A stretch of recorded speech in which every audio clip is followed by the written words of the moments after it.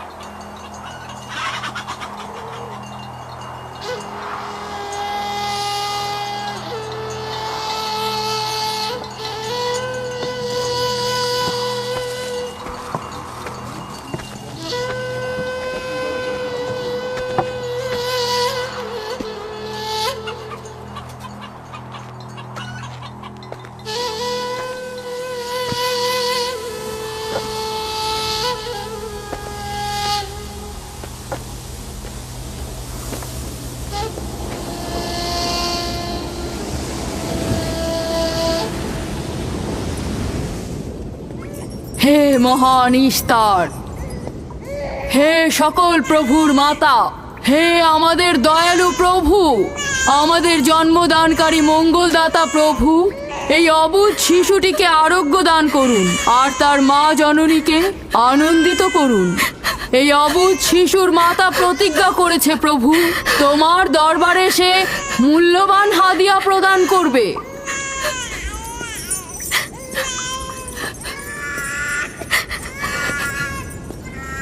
আমি মহান ইস্তারের কাছে প্রার্থনা করেছি যেন তিনি তোমার সন্তানকে জীবিত রাখেন। তুমি এখন তোমার সন্তানকে নিয়ে যেতে পারো। তুমি তোমার সন্তানকে ঠিক সেভাবে মানুষ করবে যেন সে বড় হয়ে নিজেকে ইস্তারের সেবায় বিলিয়ে দিতে পারে। আপনিও মহান ইস্তারের কাছে আমি অনেক কৃতজ্ঞ। মহান ইস্তারের ওপর রহমত বর্ষিত হোক। আপনার ওই ইস্তারের মেহেরবানিতে আমার মৃত সন্তান জীবিত অবস্থায় ফিরে এসেছে।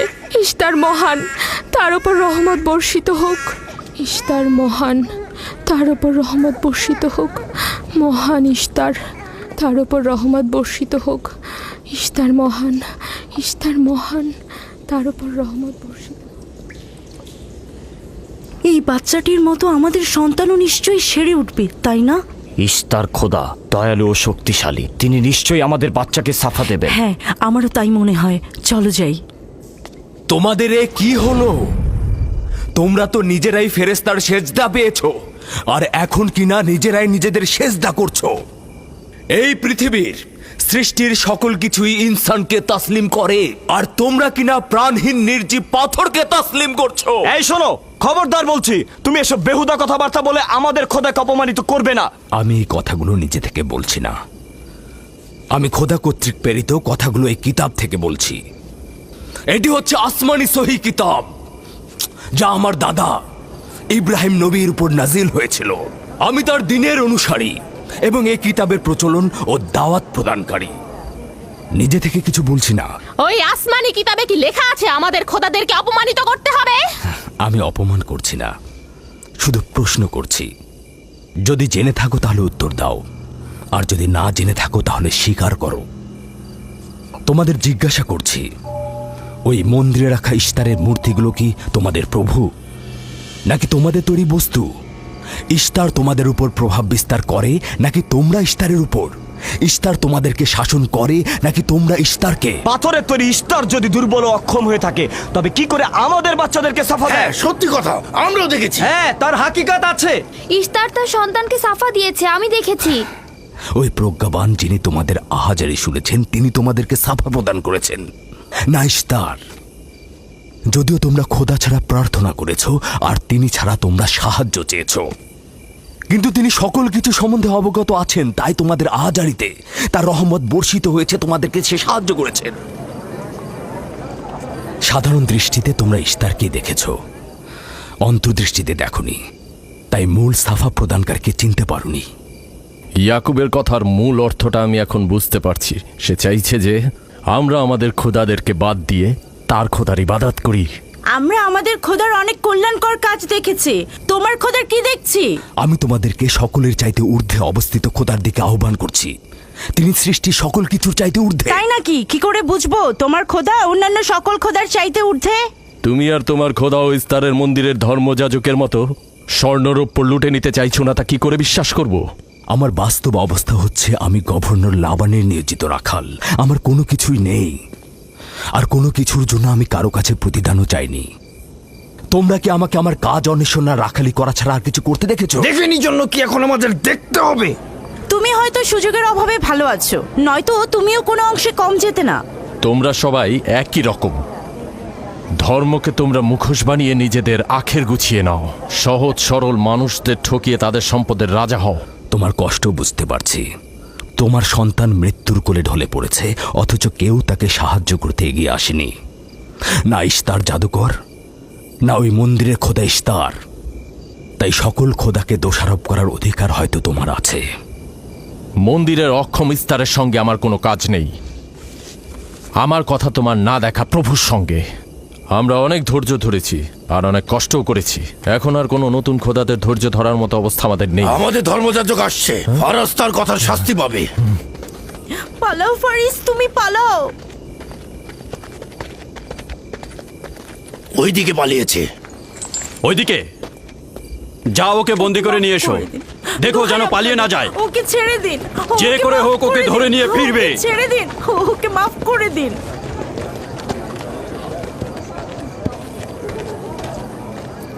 যদি শুধুমাত্র গভর্নরের জামাতা না হতে, তাহলে আমি জানি তোমাকে কিভাবে শায়েস্তা করতে হয়।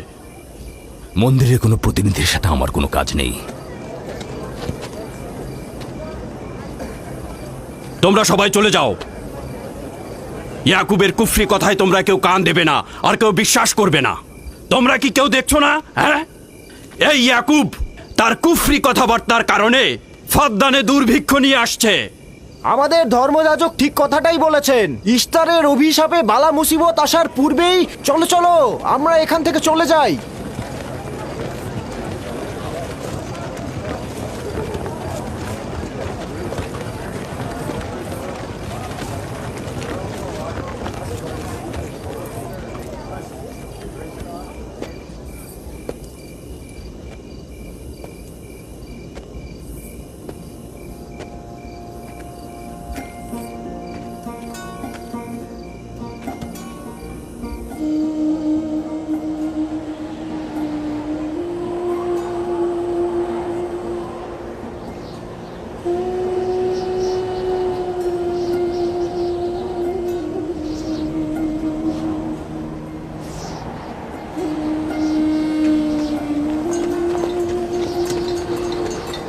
যদি খুব শীঘ্রই বৃষ্টিপাত না হয়, তাহলে ফাদ্দানবাসীর সকল ফসল নষ্ট হয়ে যাবে। আশা করছি মহান খোদা অতি দ্রুতই বৃষ্টিপাত প্রদান করবেন। ওখানে কি হচ্ছে বাবা? এটা ফাদ্দানবাসীর প্রাচীন রীতিনীতি। এখানে ইস্তার নিয়ে কেউ কটু কথা বললে তাকে আগুনে নিক্ষেপ করে হত্যা করা হয়। বিচার করা হয় না সে সত্য বলেছে কিনা। ছেড়ে দাও, ছেড়ে দাও আমাকে বলছি। ছেড়ে দাও, আমাকে ছাড়ো বলছি। হে মহান ছেড়ে দাও। ধর্মগুরু, ওকে মাফ করে দাও, আমাদের উপর রহম করো। আমাকে ছাড়ো, ছাড়ো। আমার কি দোষ? আমি তো কিছু করি নাই। আমি কি বলেছি তোমাদের? আমাকে আমাকে এভাবে বেঁধে নিয়ে যাচ্ছ? আমাকে ছাড়ো। শোনো, তুমি এখানে ভেড়ার পালগুলো দেখে রাখো, আমি একটু আসছি। ছাড়ো, ছাড়ো, ছাড়ো আমাকে। এই, ছেড়ে দাও, ছেড়ে দাও, ছেড়ে দাও। এই, তোমরা তোমরা নির্মমতা করছো। তোমরা আমার উপর নির্মমতা করছো। আমাদের রহম করো। ছেড়ে দাও, ছেড়ে দাও। এই, আমার কি দোষ? আমার কি দোষ? আমাকে ছাড়ো, ছেড়ে দাও। এই, তোমরা আমার উপর অবিচার করছো। ওই যে দেখো, ইয়াকুব কি রাখাল, করছো? গভর্নর লাবানের জামাতা। এটা ঠিক করছো না। আমাদের উপর দয়া করুন, আমাদের উপর রহম করুন। কাফের শাস্তি একটাই। ফাদ্দানবাসী, তোমরা যে এখানে রাখো, তোমরা অবশ্যই শাস্তি পাওয়া উচিত। একদম ঠিক না। আমার উপর অবিচার হচ্ছে। আমি কিন্তু আমাকে এভাবে কেউ এটা তোমরা সহ্য করো না, তোমরা জেগে ওঠো। আমাকে বাঁচাও, বাঁচাও ফাদ্দানবাসী, আমাকে বাঁচাও ফাদ্দানবাসী। আমি বলছি আমি কোনো অন্যায় করিনি। অভিযুক্ত ফারাজ ইস্তারের শত্রু ও পাথর দিয়ে ইস্তারকে আক্রমণ করতে চেয়েছে এবং আমাদের খোদাকে অসমর্থ ও নালায়েক বলে আখ্যায়িত করেছে। ফদ্দান শহরের প্রাচীন রীতিনীতি অনুযায়ী যে আমাদের খোদা ইস্তারকে অবমাননা করবে তাকে অবশ্যই আগুনে নিক্ষেপ করে হত্যা করা হবে। ফাদ্দানবাসী, তোমরা কি এরকম চুপ করে পাথরের মতো আমাকে দেখে যাবে? তোমরা কি কিছুই বলবে না? আমাকে এরকম অমানবিক ভাবে অত্যাচার করে পোড়াতে যাচ্ছে এই লোকজন। তোমরা কি কিছু বেচারা ফারাজ। তোমরা কি নিশ্চুপ হয়ে সারা জীবন দেখে যাবে? ফাদ্দানবাসী, রক্ষা করো আমাকে, কেউ তো এগো। একদিন আমার মতো তোমাদেরকেও এভাবে পুড়িয়ে ফেলবে ওরা। তোমরা চুপ করে থেকো না, তোমরা এভাবে আমাকে মেরো না, আমার প্রাণ ভিক্ষা দাও, আমাকে এভাবে মেরো না। বেহুদা কান্নাকাটি করো না, হয়তো রক্তের মূল্য পরিশোধ করো, নয়তো আগুনে পুড়বার জন্য প্রস্তুত হও। তাকে আগুনে ফেলো না, এভাবে পুড়িয়ে মেরো না, আমাকে প্রাণ ভিক্ষা দাও, ওকে ছেড়ে দাও। হে ফদ্দানের জনগণ, আমাকে মেরো না। আমাদের রহম আমি একটা কথা জানতে চাই, তার রক্তের মূল্য কত? মূল্য কি তুমি পরিশোধ করবে? না, ও নিজেই তো ইস্তারের শত্রু।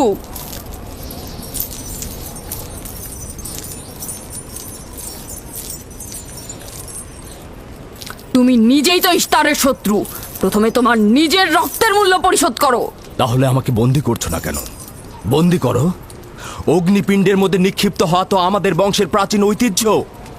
আমার দাদা ইব্রাহিম, উনিও তো একবার নমরুদের আদেশে অগ্নিপিণ্ডের মধ্যে নিক্ষিপ্ত হয়েছিলেন।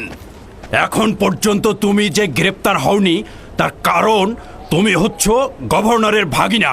তার অর্থ দাঁড়াচ্ছে এই যে আমার মামা গভর্নর লাবান ইস্তারে খোদাকে অবমাননা করতে পারে কোনো শাস্তি ছাড়াই। ওকে গ্রেপ্তার করো আর ওর দাদার মতো ওকেও আগুনে নিক্ষেপ করো।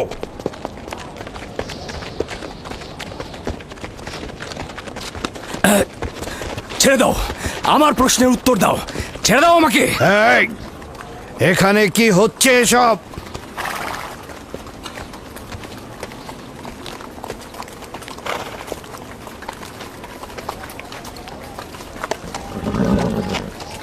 ওকে ছেড়ে দাও আর অভিযুক্তকারীকেও মুক্ত করো।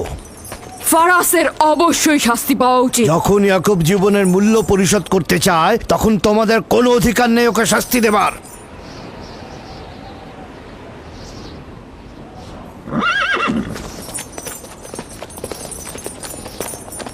তাকে মুক্ত করে দিন।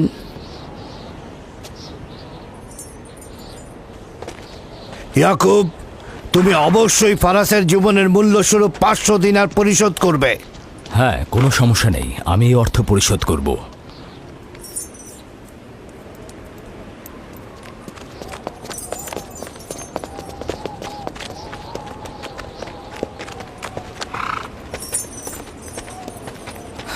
খোদা তাআলা আমার দয়ালু মামাকে হেফাজত করুক।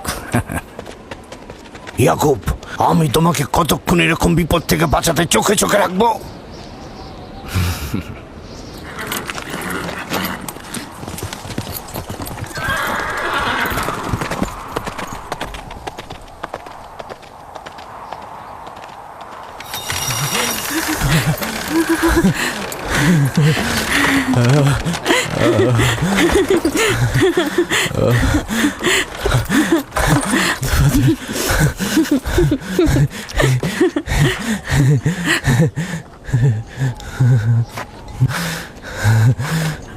আপনি মহান, আমরা কৃতজ্ঞ, কৃতজ্ঞ। আমরা আমি অনেক আপনি খুব কৃতজ্ঞ কৃতজ্ঞ। আপনার কাছে আমার জীবনের মূল্য স্বরূপ যে অর্থ আপনি প্রদান করবেন তার বিনিময়ে সারা জীবন আমি আপনার কৃতদাস হয়ে থাকব। আপনি মহান, আপনি মহান। আপনি ফারাজকে মৃত্যুর হাত থেকে বাঁচিয়েছেন, আপনি আমাদের নতুন জীবন দিয়েছেন। হয়েছে হয়েছে, এবার এসো এসো।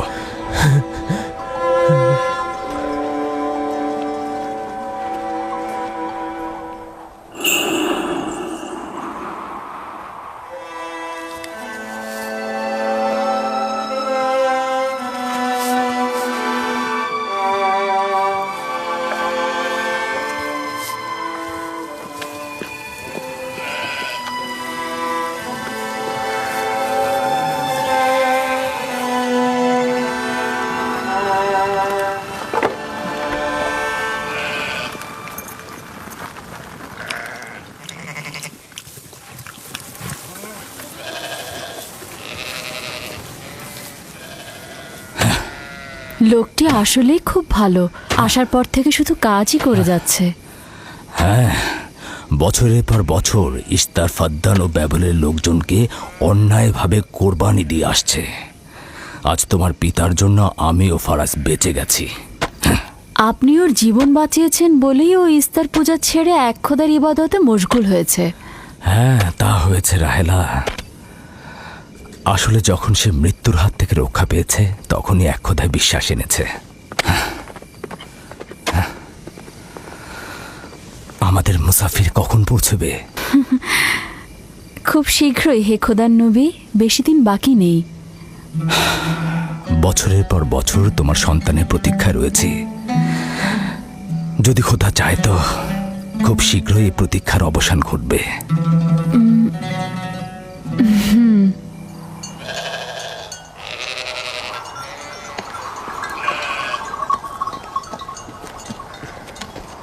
ইস্তেকদার, তোমার ও তোমার পরিবারকে সালাম। তোমার উপরও দরুদ বর্ষিত হোক ইয়াকুব রাখাল। হ্যাঁ, কৃতজ্ঞতা জ্ঞাপন করছি। মন্দিরে ইস্তারের জন্য খোরমা হাদিয়ে নিয়ে যাচ্ছ? প্রভুদেরকে তো অবশ্যই খুশি করতে হবে, তা না হলে তো এবছর বৃষ্টিপাত হবে না, তাই না? আমার কিন্তু মনে হয় মন্দিরের ইস্তারে চাইতে তোমাদের বেশি দরকার ওই খোরমা। তোমার কাজ হচ্ছে আমাদের খোদাকে অপমানিত করে আমাদেরকে রাগান্বিত করা, তাই তো? তোমরা কি নিশ্চিত যে ইস্তারের মন্দিরের ওই পাথরের মূর্তিগুলো সত্যিকার অর্থে বৃষ্টি বর্ষিত করতে পারবে? তোমার এসব কুফুরি কথাবার্তার কারণেই আমাদের মন্দিরের খোদা নাখোশ হয়েছে, আর এই কারণেই ফাদ্দানের আকাশে আজ মেঘ নেই। এই ইয়াকুব, ইস্তারের অবমাননা থেকে তুমি নিজেকে রক্ষা করো। চলে এসো, চলে এসো।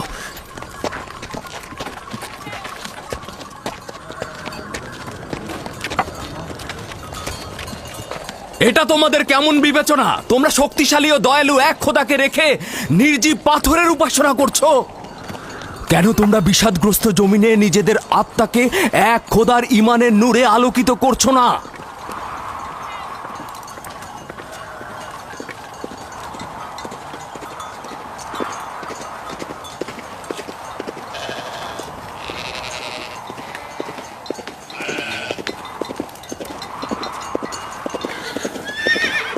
হে মহান ইস্তার ইলাহি, তোমার ফলপ্রসূ এই মন্দিরখানা তোমার শত্রুদের রক্ত দ্বারা পবিত্র করব। শুষ্ক মৌসুমকে এই অঞ্চল থেকে দূর করে দাও, তোমার রহমতের বৃষ্টি বর্ষণ করো।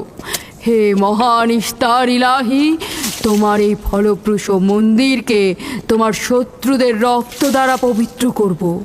হে মহান ইস্তার ইলাহি, এই অঞ্চলের শুষ্ক মৌসুমকে তুমি দূর করে দাও, তোমার রহমতের বৃষ্টি বর্ষণ করো। হে মহান ইস্তার ইলাহি, আমাদের খোদাকে তোমার অবজ্ঞা করেছে। রহমতের বৃষ্টি বর্ষণ করো। হে ইস্তেকদারের সাথে মন্দিরে ঢোকার সময় কথা বলেছে, তোমার আমিও দূর রহমতের থেকে দেখেছি। বৃষ্টি বর্ষণ করো। হে মহান ইস্তার ইলাহি, তোমার ইয়াকুব হাত গুটিয়ে বসে থাকবে না। ধ্বংস করো, তোমার দুশমনদের ধ্বংস করো, আর ফারদানের জনগণের উপর রহমতের বৃষ্টি বর্ষণ করো।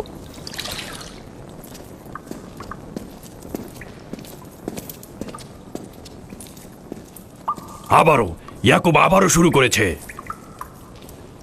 আশা করছি ওর উপর এবার খোদার লানত বর্ষিত হবে। এখন আমাদের কি করা উচিত? লাবানকে এখানে ডাকো, তার সাথেই সমাধান করব। যত তাড়াতাড়ি সম্ভব লাবানকে আমন্ত্রণ করো।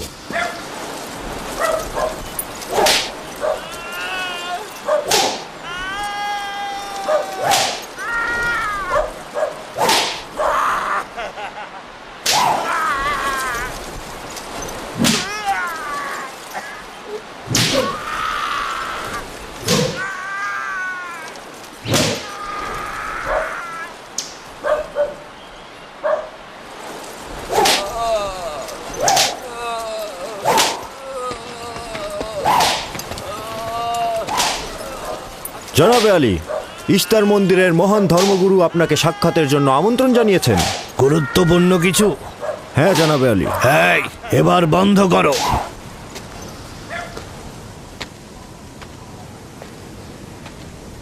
তুমি যদি আবারও চুরি করেছো তাহলে তোর আর আঘাতে আর জীবিত ফিরবে না। আমি কথা দিচ্ছি এমন ভুল আর কখনো হবে না। ছেড়ে দাও একে। এসো।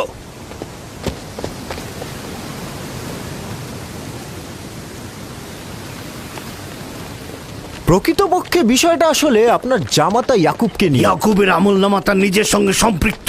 আমি উত্তরদাতা নই। না, ঠিক আছে, কিন্তু ইয়াকুব তো ইস্তারকে অবজ্ঞা করে। এটা ধর্মগুরুদের কর্তব্য তার প্রশ্নের উত্তর দেওয়া। আর যদি উত্তর দিতে সক্ষম না হও তাহলে কেন আমার শরণাপন্ন হও?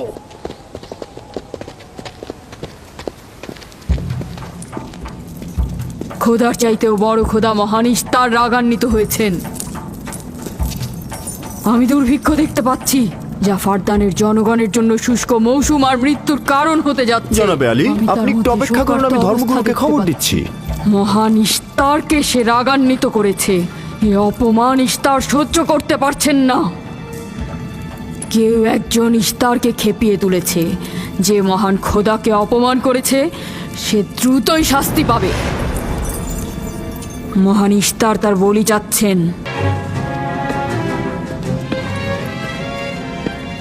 লাবান, কেন তোমার ভাগিনে ইয়াকুবের কুফরি বন্ধ করছো না? তোমরা তো ব্যাবিলনের জনগণের ইমানের মালিক। তার প্রশ্নের জবাব দিয়ে দাও। আমি তো গভর্নর, ধর্মগুরু নই।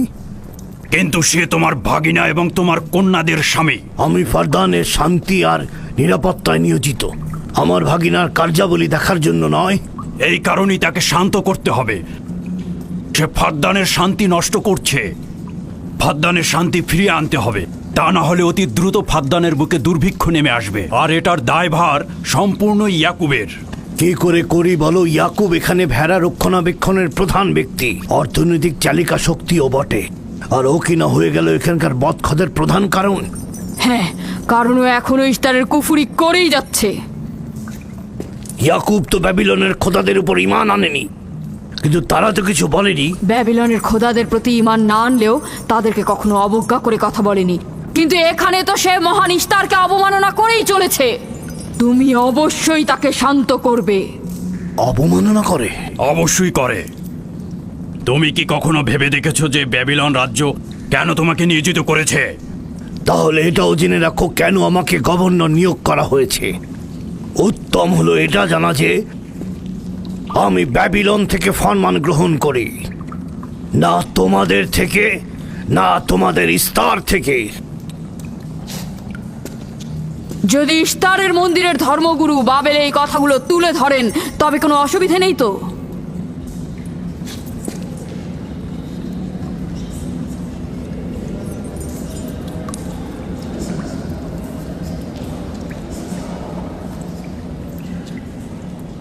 ঠিক আছে, আমি ইয়াকুবের সঙ্গে কথা বলছি। ইয়াকুবকে বলে দেবেন, আর কখনো যদি আমার পরিবারের সাথে ইস্তার নিয়ে কোনো কটু কথা বলে তাহলে তাকে আগুনে নিক্ষেপ করা হবে।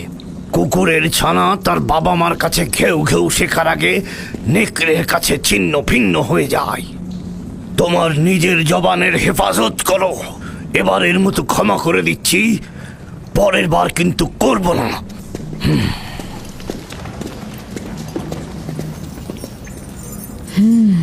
সবাই শুনে রাখো, যদি দুর্ভিক্ষের কারণে আমার ফসল নষ্ট হয় তবে ইয়াকুব আর তার পরিবারের কাউকে আমি জ্যান্ত রাখবো না। দেখা যাক না, একবারই তো কোনো কথা বলে লাভ নেই।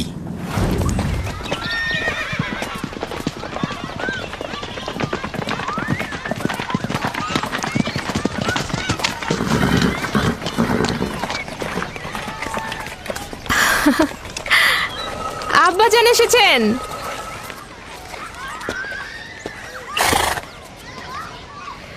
আসসালামু আলাইকুম আব্বাজান, এবার অনেকদিন পর এলেন। সালাম আব্বাজান। কি সৌভাগ্য আমাদের, ফাদ্দান আরামের মহৎ ব্যক্তি দেশের গভর্নর তাহলে সময় পেলেন মেয়েদের দেখতে আসার। এই ইয়াকুবটাকে নিয়ে আর পারি না। কি হয়েছে আব্বাজান? আবারও কি ইস্তার মন্দিরের ধর্মগুরুরা অভিযোগ করেছেন? তার মানে ফারদানের এইসব দাঙ্গা হাঙ্গামা ধর্মগুরুদের ষড়যন্ত্র। ইয়াকুব এগুলোর সঙ্গে জড়িত নয়, তাই তো? আব্বাজান, আপনি খুব ভালো করেই জানেন ইয়াকুব রেসালাত আর নিজের কাজ ছাড়া অন্য কিছুই করে না। কয়েক হাজার বছরের প্রচলিত ইস্তার মন্দিরের সঙ্গে তার কি কাজ? যদি সে এটাই চায় যে সে তার পিতামহের দিন প্রচার করবে, তাহলে সে আমাদের পরিবারের সঙ্গে করুক। কিন্তু মানুষের বিশ্বাসকে কেন অবমাননা করছে? আমার মনে হয় আব্বা আপনি ভুল করছেন। সে অবমাননা করছে না, সত্য প্রচার করছে। আব্বাজান, কিছু মনে করবেন না। ইয়াকুব আসলে এক খোদার প্রতিনিধি হয়ে তার নিয়মকানুন সম্পর্কে জনগণকে সচেতন করে তুলছেন, যেটা তার কর্তব্য বলে মনে করছেন। যেরকম আপনার কর্তব্য ফাদ্দানের জনগণের নিরাপত্তা প্রদান করা। তোমরা তার মতো কঠোর ও বেপরোয়া হয়েছ। আমি যদি চাই দায়িত্ব পালন করতে, তাহলে তোমরা মরুভূমিতে ভবঘুরে হয়ে ঘুরবে। আব্বাজান, আমি আর আমার বোন লিয়া আমাদের স্বামীর দিনে অটল আছি, তাই এক খোদার আইন বাস্তবায়নে আমরা তাকে সাহায্য করেই যাব। তোমরা সবাই দেওয়ানা হয়ে গেছো। তোমরা কেউ আমার অবস্থার কথা চিন্তা করছো না। তোমরা কি জানো, ব্যাবিলনের ধর্মগুরু যদি জানতে পারে আমার ভাগিনা ইস্তারের বিরুদ্ধে অপপ্রচার চালাচ্ছে, তাহলে আমার কি অবস্থা হবে ভাবো। আমি তখন কতটা বিপদে পড়বো। ইয়াকুবের খোদার শক্তি ওই বাবেলের মন্দিরের ইস্তারের থেকে অনেক বেশি। আব্বাজান, আমাদের উচিত হচ্ছে আমাদের নিজেদের খোদাকে ভয় করা, ওই পাথরের খোদাকে নয়। আমার না তার খোদার সঙ্গে কোনো কাজ রয়েছে, না এদের খোদা। শুধু বলবো ইয়াকুবের কোনো অধিকার নেই ফাদ্দানের লোকের কাছে আমার অবস্থান নড়বড় করে দেয়া। কি হয়েছে রাহেলা? রাহেলা, রাহেলা, কি হয়েছে রাহেলা?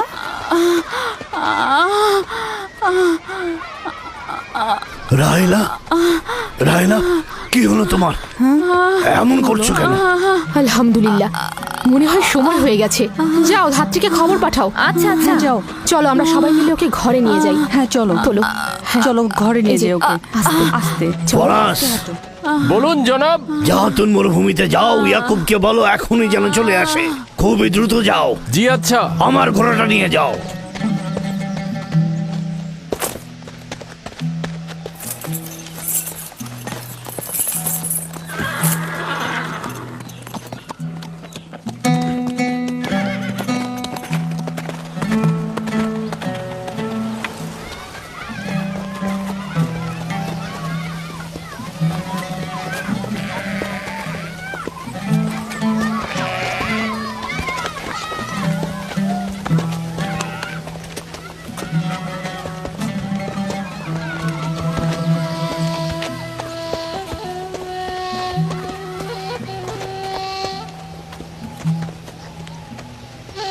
রাখালেরা চতুষ্পদী প্রাণীগুলোকে হেদায়েত করে, আর নবুয়াত ইনসানদের হেদায়েত করে থাকে।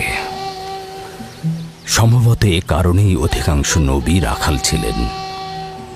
আমি ইসরায়েল ভেড়াগুলোর সঙ্গে আমার সন্তানদেরও মরুভূমিতে নিয়ে এসেছি, যাতে তারা হেদায়েত গ্রহণ শিখতে পারে। আমার সন্তান বনি ইসরায়েলেরা কেন ক্ষমতা ও পেশি শক্তিকে মূল দণ্ড হিসেবে মনে করছে? আমি তো তাদেরকে পেশি শক্তি বা জোর করে চাপিয়ে দেওয়া কোনো কিছু শিক্ষা দেইনি। তোমরা কি শুরু করলে?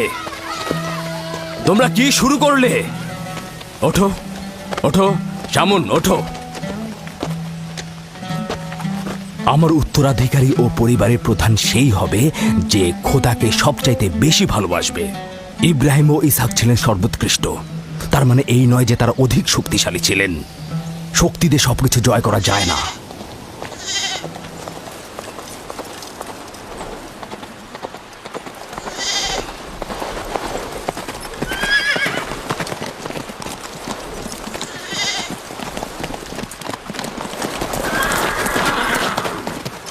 কি হয়েছে ফারাজ?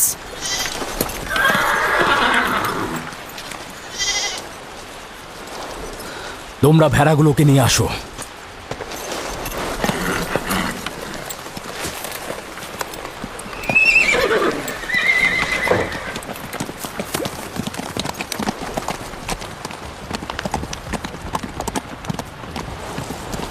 কিছু কি হয়েছে? আব্বাজান কোথায় গেলেন? কিছুই না, ভেড়াগুলোকে একত্রিত করো, আমরা ফিরে যাব।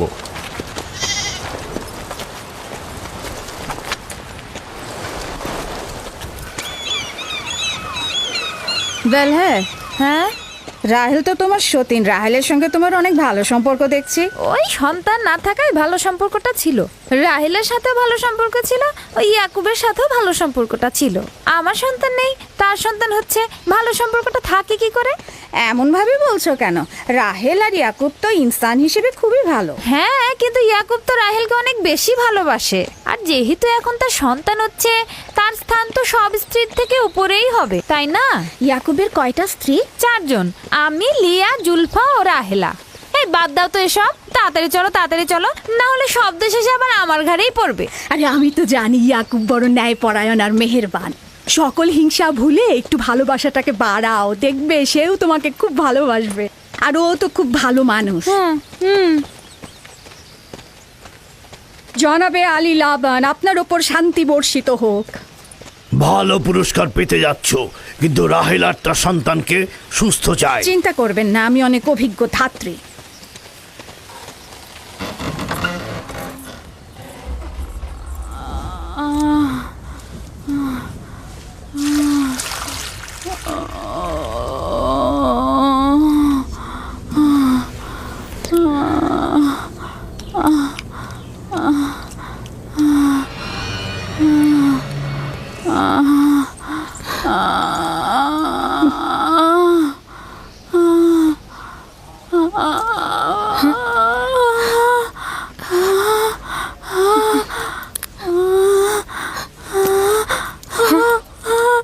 চিন্তা করো না, সব ঠিক হয়ে যাবে, খোদা মহান।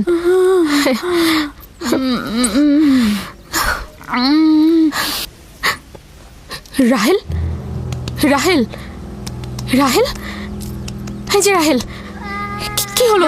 কথা বলো। রাহেল, রাহেল, রাহেল, রাহেল তো রাহেল? বেহুশ হয়ে গেছে। রাহেল, রাহেল চোখ খোলো, রাহেল কথা বলো, রাহেল, রাহেল, এই যে রাহেল। রাহেলা? হ্যাঁ, এমন তো নয় তার উপর ইস্তারের খোদা রাগ পড়েছে।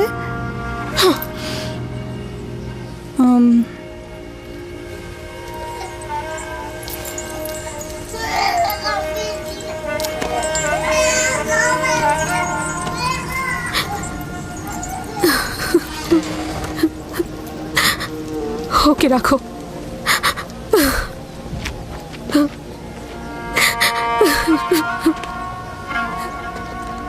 তোমরা তোমার খালার জন্য দোয়া করো, তোমাদের দোয়া খুব তাড়াতাড়ি কবুল হবে।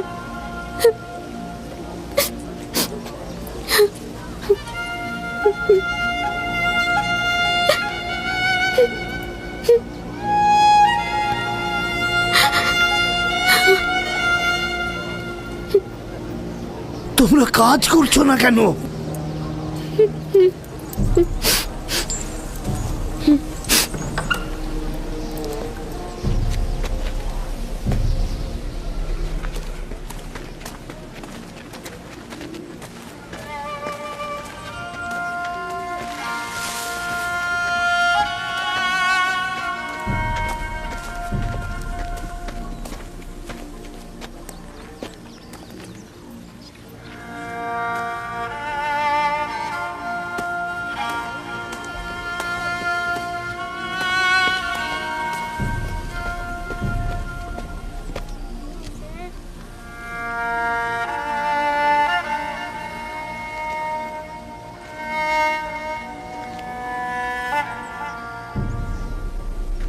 কেউ একজন ইস্তারকে রাগান্বিত করেছে।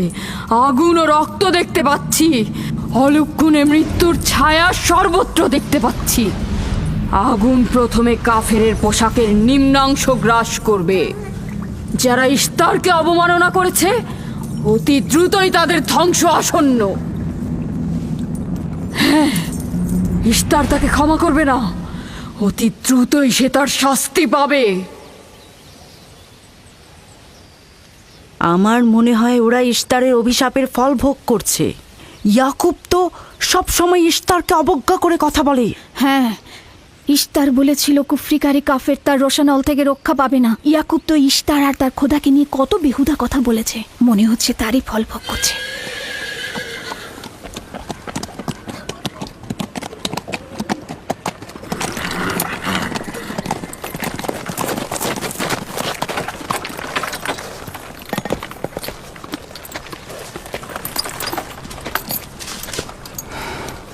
রাহেলের অবস্থা কেমন? আমি কিছু বলতে পারছি না।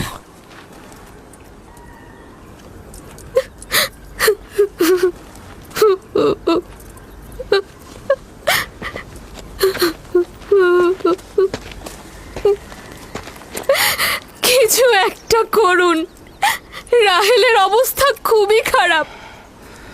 শান্ত হও, খোদার উপর ভরসা রাখো, তিনি যেমন চাইবেন তেমনই হবে, ভরসা রাখো। মানুষজন সব বলা বলি করছে, ইস্তারের অভিশাপে আমরা এই বিপদে পড়েছি।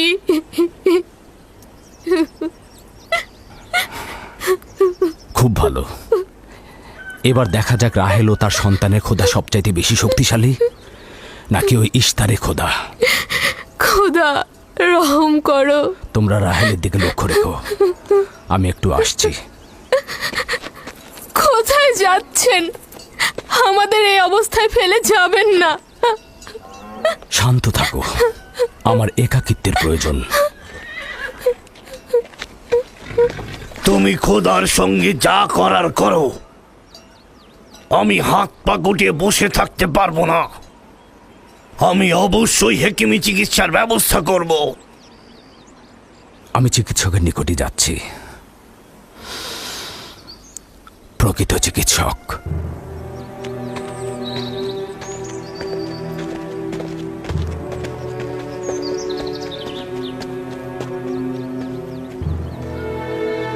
সে যেমন ফাদ্দানের লোকেদের বিপদের কারণ হয়েছে, তদ্রুপ আমার কন্যাদেরও বিপদের কারণ হয়েছে। জানি না ওর সঙ্গে কি করব।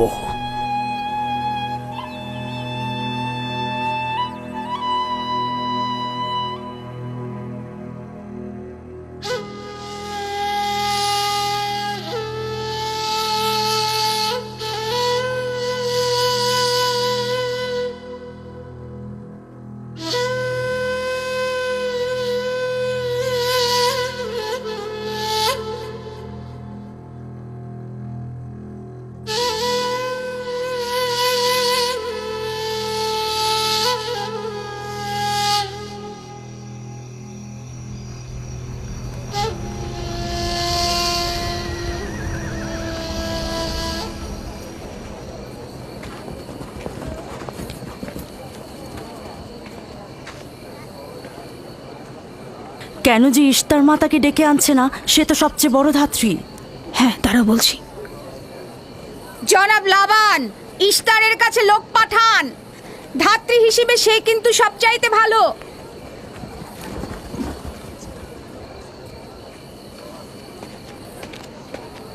যাও গিয়ে খোঁজ নাও ইস্তার আছে কিনা।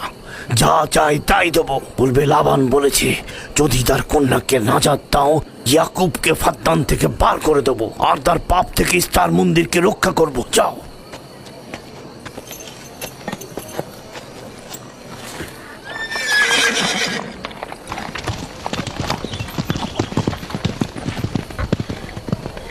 ইয়াকুব ইস্তারের খোদাকে অপমান করেছে।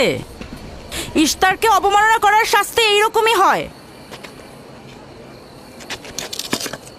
তোমাদের চেঁচামেচি বন্ধ করো।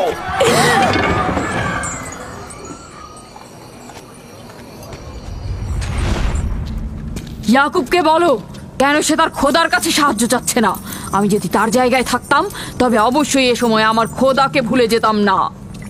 আমাকে পাঠিয়েছেন জনাব লাবান। তিনি কথা দিয়েছেন তার কন্যাকে যদি নাজাত দিতে পারেন, ইয়াকুবকে ফাদ্দান থেকে বের করে দেওয়া হবে। আমার দৃষ্টিতে এটা সর্বোত্তম সময় ফাদ্দানবাসীকে মহান ইস্তারের কুদরত সম্পর্কে জানিয়ে দেবার এবং তার শক্তিমত্তা সম্পর্কে বুঝিয়ে দেবার এটাই উৎকৃষ্ট সময়।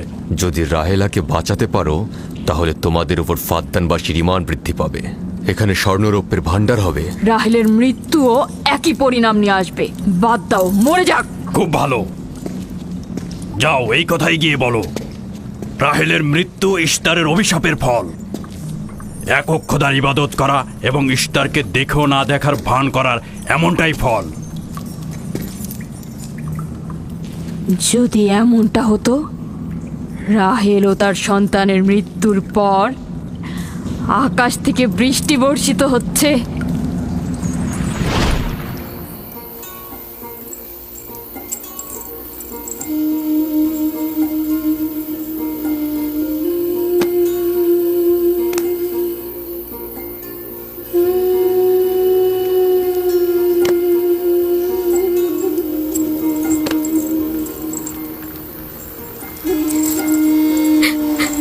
রাহেল, রাহেলা, রাহেলা, তুমি শুনতে পাচ্ছ?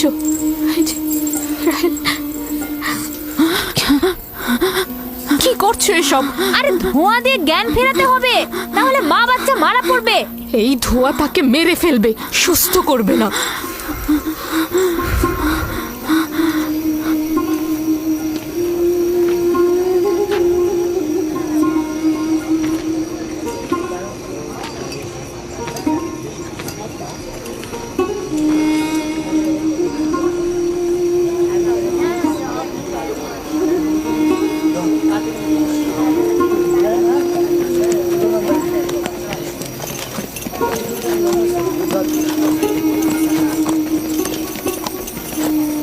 ইশতার মাতে আসছেন।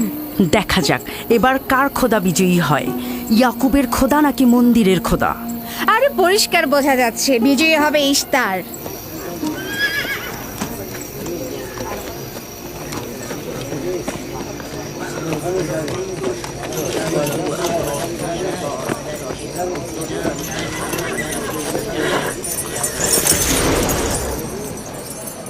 লাবান, আমার কথায় কষ্ট পেয়েছো তাই না?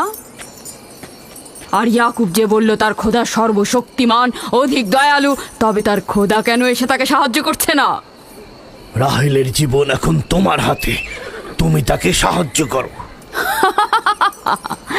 আমি কখনোই ভাবিনি যে ইয়াকুব এত দ্রুতই মহান ইশতারের শরণাপন্ন হবে।